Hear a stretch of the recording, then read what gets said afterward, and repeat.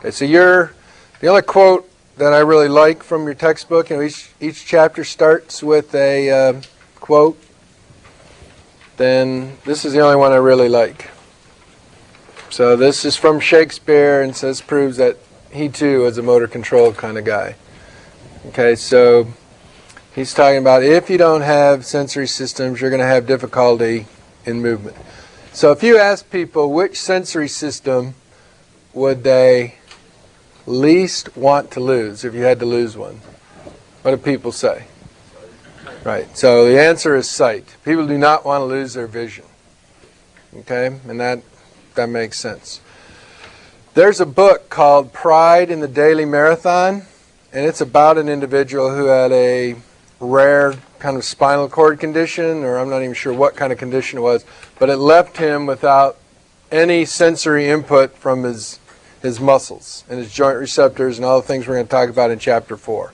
Okay, so what do you think the consequences of losing all this information about how long your muscles are, what length your muscles are at any particular time, or at what joint angles your muscles or your joints are at, your skin reception, etc. What consequence do you think that would have for movement?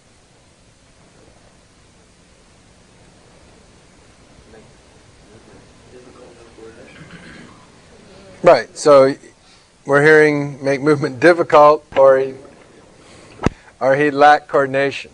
Okay, reality is you're almost paralyzed, okay, at least initially. Because what's the problem if you don't have any sensory feedback from your body parts?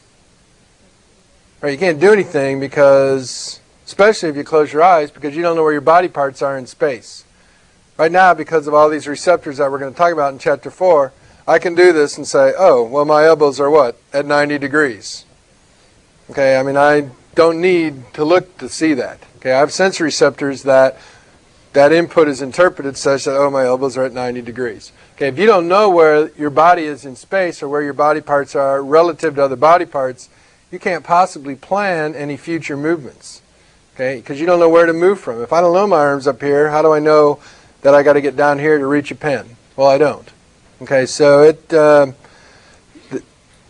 the sensory system you least want to lose turns out to be your what we call proprioceptive system.